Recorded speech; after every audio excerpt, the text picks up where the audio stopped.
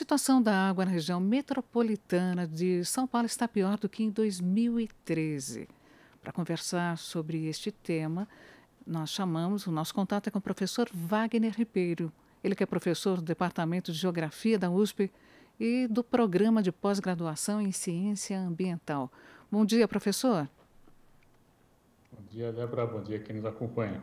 Professor, 5 estados brasileiros, entre eles o estado de São Paulo, enfrentam o que já é considerada a pior seca em 91 anos. Por quê? O que tem acontecido? Quais são os fatores que contribuíram para esta situação alarmante, professor? Veja, nós temos aí certamente oscilação de temperatura do oceano, né, para mais ou para menos, isso sem dúvida acaba afetando um pouco a dinâmica das massas de ar. Temos também a formação de sistemas, né, que acabam impedindo a chegada dessas nuvens, elas acabam formando um centro de pressão, então a nuvem chega, ela não consegue passar por outros pontos e distribuir a água. Temos também o desmatamento bastante agudo e acentuado da Amazônia, que faz com que parte das chuvas intensas, né, que costumam chegar até aqui da Amazônia, não estão chegando mais, inclusive parte dela está concentrada, a Amazônia, estão vendo, não por acaso, cheias bastante intensas, né, na Amazônia, enquanto a água aqui não está chegando até o sul-sudeste. Enfim, é um conjunto de fatores que faz com que nós tenhamos hoje, de fato, uma situação extremamente preocupante, em especial para a região metropolitana de São Paulo. Para você ter uma ideia, nós estamos tendo aí menos de um terço da média do mês. Alguns reservatórios está chovendo 6%, né? Enfim, 10%, desculpa, do que era esperado no ano, no mês, e isso é muito preocupante, né? Para você ter uma ideia, se nós compararmos, por exemplo, com a situação de junho de 2013, e são dados do próprio portal da Sabesp, portal dos mananciais, o volume acumulado naquele momento era de 64,1%, né?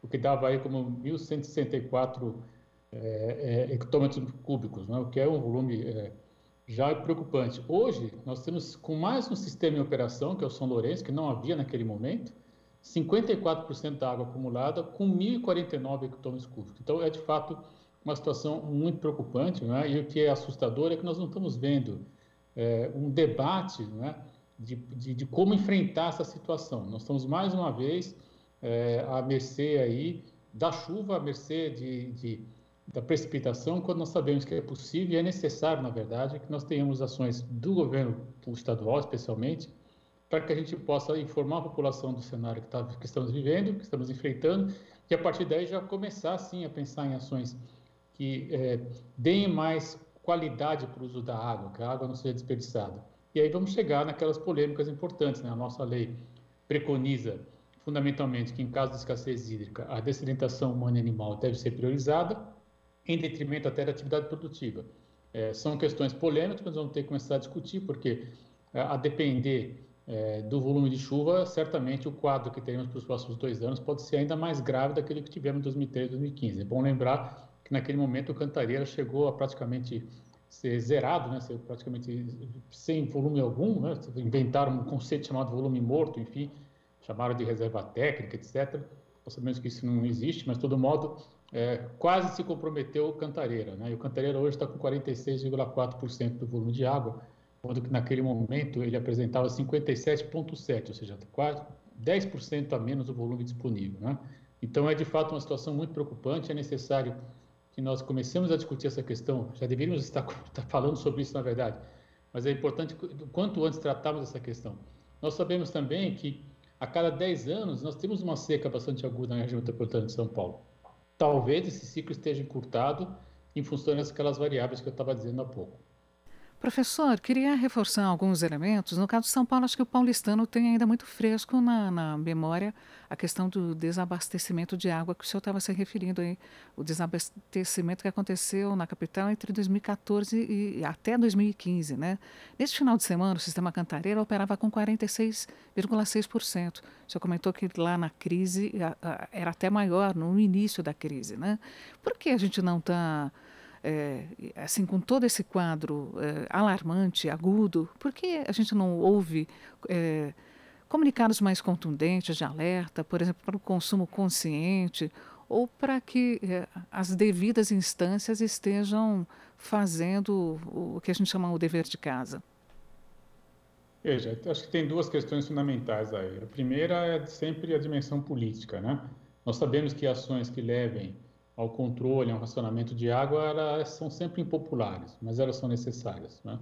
E o segundo aspecto é que nós sabemos que, fundamentalmente, o grande consumo de água não está nas residências, não está nos indivíduos, não está nas habitações.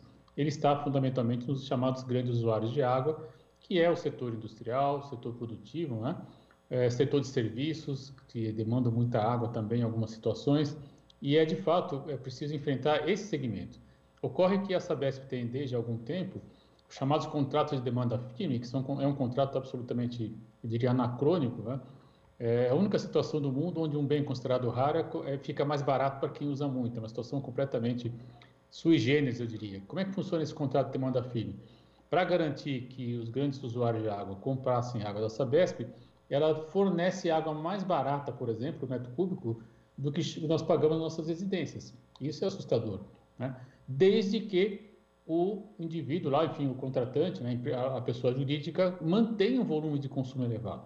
Então, na verdade, esses grandes usuários não são estimulados a baixar o consumo, porque eles sabem que se eles mantiverem o consumo elevado, eles vão pagar mais barato pela água. E a água é um insumo produtivo, especialmente no setor industrial.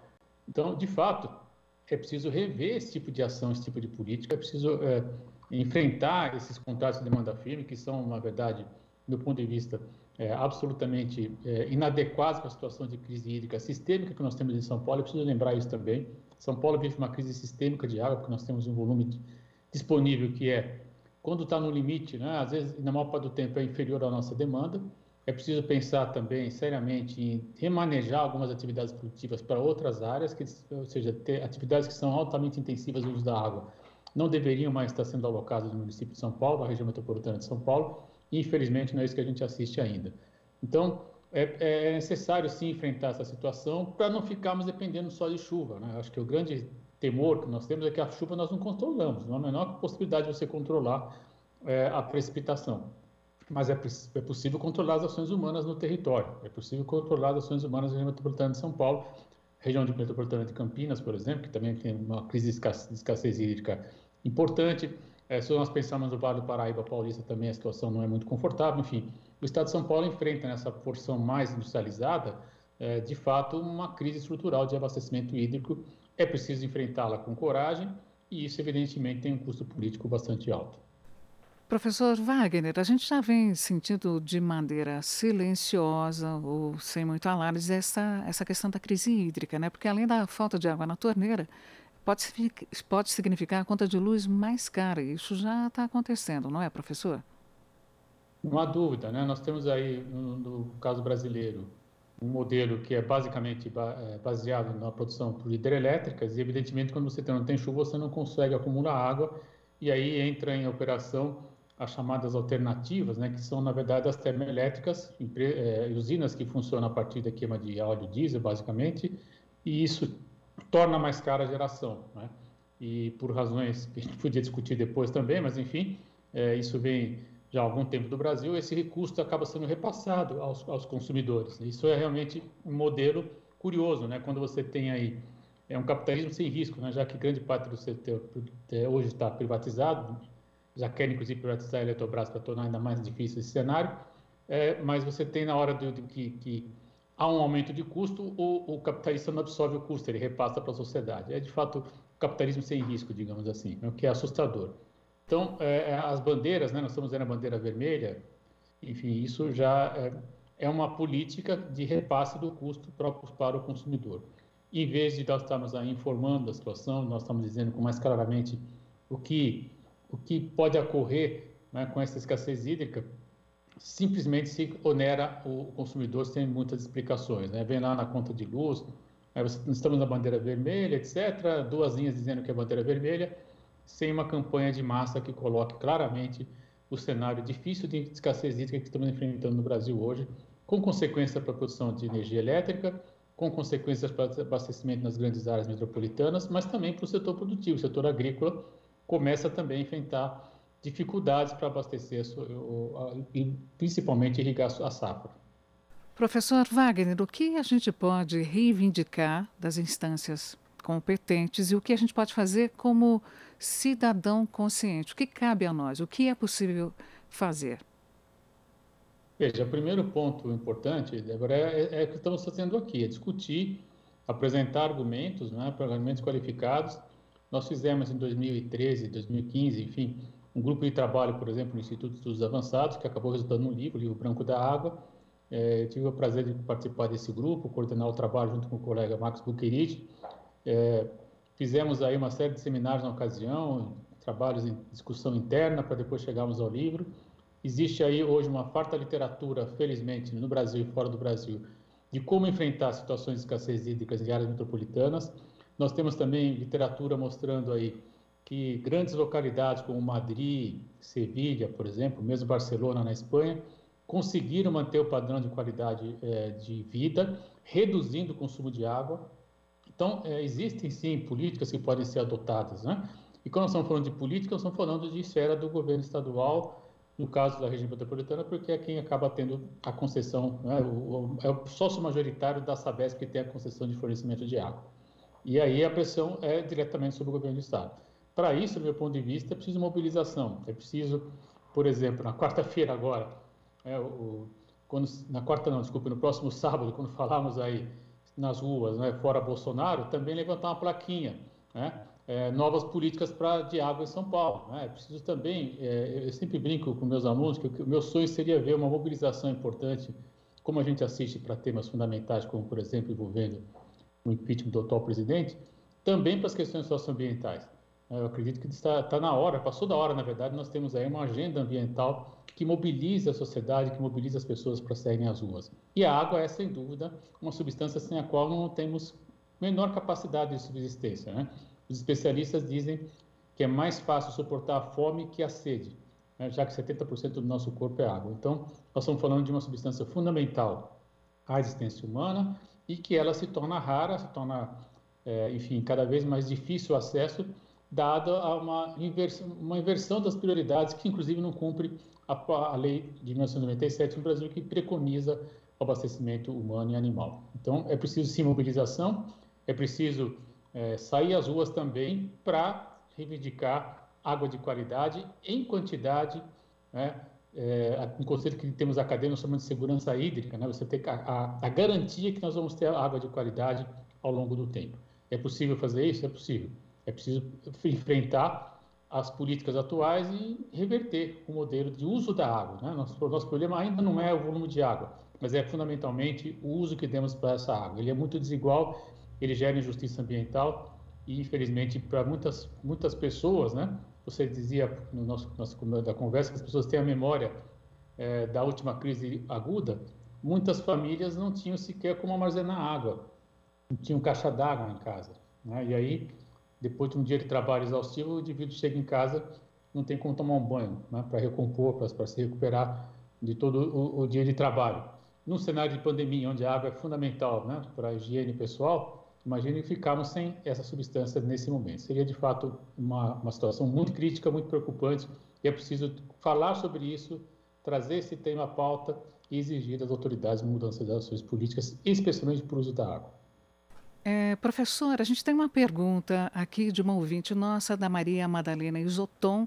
Ela pergunta, mas o agronegócio está ocupando e destruindo o cerrado que é produtor de águas dessas bacias. Sobre isso ninguém vai falar? Essa é a pergunta para o senhor, professor Wagner. Quando a gente falava de desmatamento, o agronegócio é uma das fontes, né, do desmatamento. Não é a única, mas é certamente uma das mais importantes.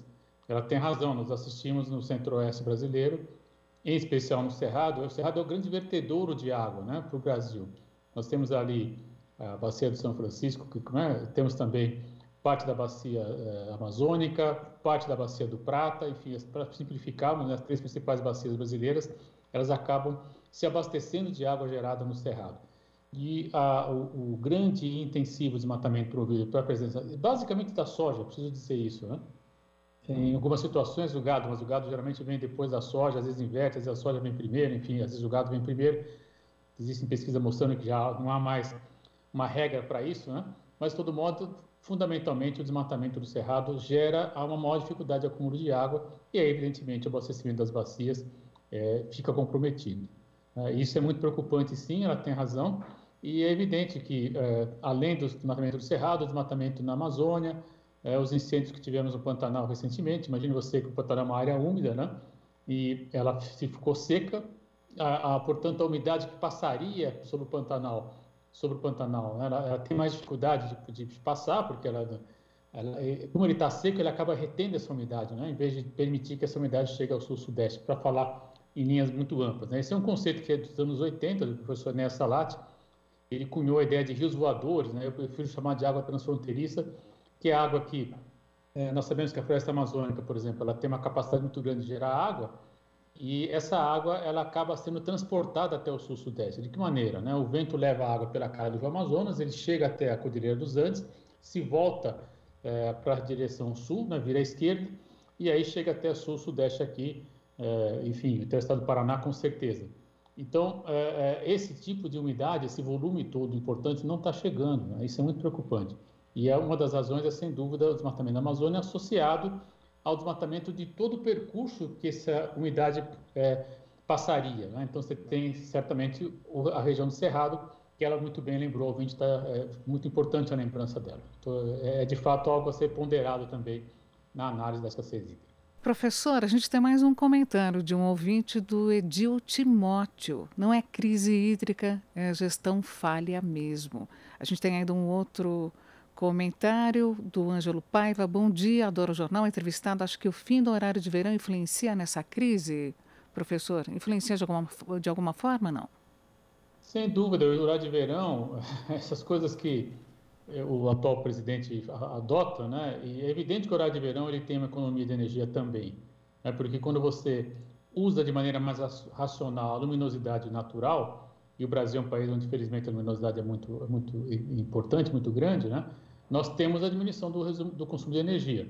Os críticos falam, mas a redução é de 0 ponto alguma coisa. Bom, que seja 0,001, não importa, é uma redução de consumo, né? E numa situação de escassez hídrica, de crise como nós estamos vivendo hoje, sem dúvida importante. Então, sem dúvida, ao deixar de implementar o horário de verão, o atual governo também contribui para a situação de escassez de energia que estamos enfrentando hoje. Professor, só para a gente encerrar então a palavra de ordem agora é mobilização já. E se eu tenho mais algum comentário, algum comentário final para a gente encerrar esse nosso bate-papo? Olha, eu diria que, sem dúvida, nós precisamos mudar o uso da água. Algum dos ouvintes falou, é uma questão de uso, sem dúvida, ele tem razão, né? E para que isso ocorra, é preciso romper com os contratos de demanda firme, né? Esse é um compromisso que a Sabesp criou com os grandes usuários de água e que, do meu ponto de vista, é o grande, hoje, gargalo para oferecer água de qualidade com segurança, ou seja, ao longo do tempo, para a população, especialmente na região metropolitana de São Paulo. A gente agradece a participação especial do professor Wagner Ribeiro, ele que é professor no Departamento de Geografia da USP e do Programa de Pós-Graduação em Ciência Ambiental. Muito obrigada, professor. Um ótimo dia. Até a próxima.